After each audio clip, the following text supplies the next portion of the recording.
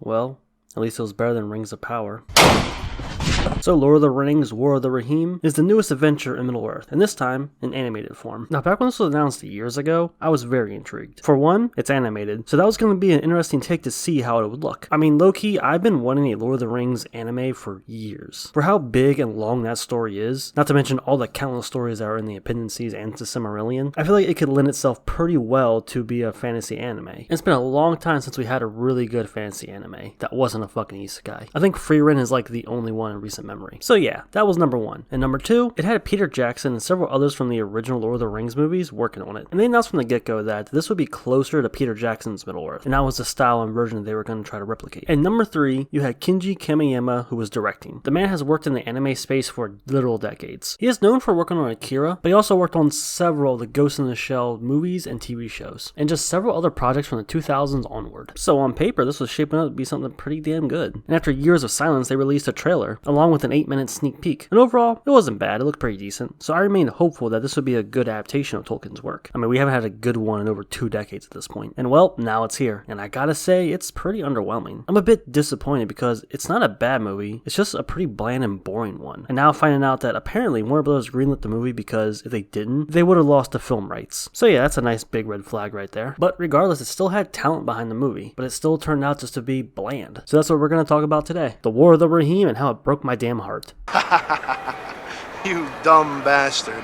Before I get into the movie itself, I want to address the fact that this whole movie is based off of a story that was on a page and a half of the appendices of Return of the King. If you want to read it yourself, go for it. It only takes like 5 minutes. So that being said, many people, myself included, knew that they would have to add a lot of detail to really fill in the blanks, because obviously the story in the book is very short. And it's really just a quick overview of events. It doesn't feature a lot of dialogue, and hell, the daughter doesn't even have a name. So just by default, they would have to add in a lot of details. Stuff like character interactions, actual dialogue, elaborate more on events, like for example, the battle, the long winter, things like that. But the base of the story is there. You just got to expand upon it. Unfortunately, the stuff they added was pretty underbaked and shallow, and some of it was kind of a waste of time. Though I'll say, the idea of having a daughter as the protagonist isn't actually a bad one. Only because King Hill Hammerhand himself dies towards the end of the story, and so does his 2 sons. So she's the only one alive throughout the whole thing. But of course, there's a big issue, because she literally has no name and isn't really a character at all in the story. So it would be a huge challenge to bring her to life since so little is known about her. I mean, personally, I think the better choice would have been her cousin, who actually does become king by the end of the story. I mean, he's here, he's in the movie, but again, Hera is actually the focus. Anyway, let's go ahead and actually talk about this movie. Those fucking Hobbit movies were boring as hell. So basically, the War of the Rohirrim takes place almost 200 years before the events of Lord of the Rings. You have Helm Hammerhand, who's the king of Rohan at this point, and one day a lord proposes that his son Wolf should marry his daughter to join their houses and whatnot. But he's mad disrespectful and the king denies it, and they end up throwing hands outside. Helm is such a beast that he ends it in one punch, literally killing him. The son, Wolf, vows revenge and gathers the hill tribes together to take on Rohan. So you got a pretty classic setup, a revenge story, an upset and angry son wanting to wipe out the king and his family who killed his father. And we see all this from the daughter's point of view, whom I've already mentioned doesn't actually have a name, but in the movie they named her Hera. Now usually I don't like to start off with negatives, but if I'm being honest, this whole movie was just okay at best, but it was mostly bland and kind of boring, especially the second half. So there's just not that many positive things I can say. I mean, yeah, it's better than Rings of Power, but that's not really a high benchmark. It's not offensively bad, it's just begrudgingly average at best. So if you don't mind, I'm just gonna hop into the issues I have with it. Really one of the biggest ones is the pacing. It's over 2 hours long and it really doesn't need to be. This could have been a better paced movie if it was closer to an hour and a half, maybe an hour 45. But you see, the second half of this movie is focused on them being stuck in Helm's Deep, or at the time it was called the Hornburg, and basically they're stuck there while Wolf's army is outside waiting for them. And they literally spend half the movie here. And the actual war, you know, the one that's in the fucking title, is really undercut and just very lackluster. You basically spend half the movie building up to the war, then the war quickly happens, and then we're stuck in one place for the second half of the movie and it just starts to feel extremely dull. What blows my mind is the fact that they didn't have a whole lot to work with in the original story. It's very short. I mean, it's less than 2 pages. So it's crazy they were able to drag it out for this long. And the way they did this is by they added a lot of little things and tidbits that really don't amount to much at all. It's stuff that's either pretty shallow or they're just a attempts to tie it closer to Peter Jackson's Lord of the Rings, which really wasn't necessary. I mean, for example, they tried to show that Wolf and Hera were actually friends when they were younger, but it falls really flat because I swear it's only for like one short flashback, and then just one or two scenes later on that try to convey that they were friends at one point. But it's just very shallow. It's an attempt at trying to add more depth that didn't go anywhere, which is a shame because that could have worked. It would have given Wolf more motivation to wipe out Rohan. I mean, his father was killed by the king, and the woman he loved not feeling the same way about him. But it was extremely surface level. And then there's also a lot of little small things, like there's a rabid elephant that attacks Hera, so she leads it to the forest by a lake that has a sea creature that we saw in the Fellowship of the Ring. An obvious callback to those films. And you get a lot of added stuff in the second half of the movie when they're all stuck in the Hornburg. Even another scene that ties it closer to Lord of the Rings by having two orcs look for rings for Mordor. Then there's added lore about the Shield Maidens, a group of women who fought to defend Rohan when all the men were gone. That was completely made up for the movie, by the way. That's not a real thing in Tolkien's writing. Honestly, there's just so many small things sprinkled throughout that make this movie feel like a drag. Well, I guess if I'm being honest, the first half was pretty decent. The stuff leading up to the war. It was a little slow, sure, but I figured it was all building up for the giant climax, which would be, the war, and then them getting stuck in the wintertime at the Hornburg. But then the second half of the movie happens, and it's just really boring until the end. And it drags on for far too long. And then you have an underwhelming final battle, and then it finally ends. What doesn't help is that the characters are pretty dull all around. I will say no character is terrible or annoyed me, but none of them stood out, which is almost just as bad. Hera isn't the Mary Sue girl boss that people speculated that she was gonna be, but she also isn't very interesting. Both of her brothers are also pretty boring, and Wolf is just an okay antagonist. He's pretty simple and straightforward. The only one that's interesting is Helm Hammerhand, and that's because the dude is a beast, and he's about that action. I actually wish the movie focused on him more. Oh, I guess it's time that I actually talk about the animation. It's, It definitely keeps the same aesthetic as the Peter Jackson films. Rohan looks very similar, so seeing that animated is pretty cool. And honestly, it has times where it looks pretty damn good, but there's other times where it looks average or even below average. The thing that stands out the most are the way the characters move. They can feel pretty stiff and sometimes even choppy. Apparently the word online is that they had actors perform the scenes and they filmed it, and they drew and animated the footage. If that's what they actually did, then I guess it makes sense. But also, the action doesn't hit the way it should, like it's missing real impact. Honestly, we just look at a couple of screenshots, maybe a few scenes here or there, it looks good, but overall as a package, it just looks okay, and that's being generous. And honestly, that's how I feel about this whole movie. Like, the music, it's not bad, but it doesn't stand out. The animation, it can look pretty good, or even great at times, or below average at other times. The story, yeah, it's there, but it loses steam and gets drawn out for far too long. The characters, no one is terrible, but no one else stands out or is memorable. Just overall, it's a pretty bland and kind of dull experience. It starts off pretty strong, but then halfway through it starts to just drag, which sucks to say, because I wanted this to be amazing. Hell, the cast of The Lord of the Rings attended the premiere, even though none of them were in it, except for the actors who played Merry and Pippin, who'd voiced the orcs in this one scene, and Eowyn doing narration throughout the movie, as well as the late Christopher Lee, who had a line at the end. Apparently, it was an unused line from either Lord of the Rings or the Hobbit movies. It's a shame, because I was really interested in this movie. I thought it had potential, and on paper, it really did. And I was hoping for this to be successful and good so that we can see more adaptations of lesser known stories in the world of Middle-earth. I mean, I still think they should, but I hope it just gets better attention and care. Like, I'm throwing Children of Hurin out there. I think I said that wrong. I think it'd be great to see this story adapted, either live action or animated. But there's so many possibilities, but seeing this not deliver is just soul-crushing. Yeah, I don't really have shit else to say, so see ya.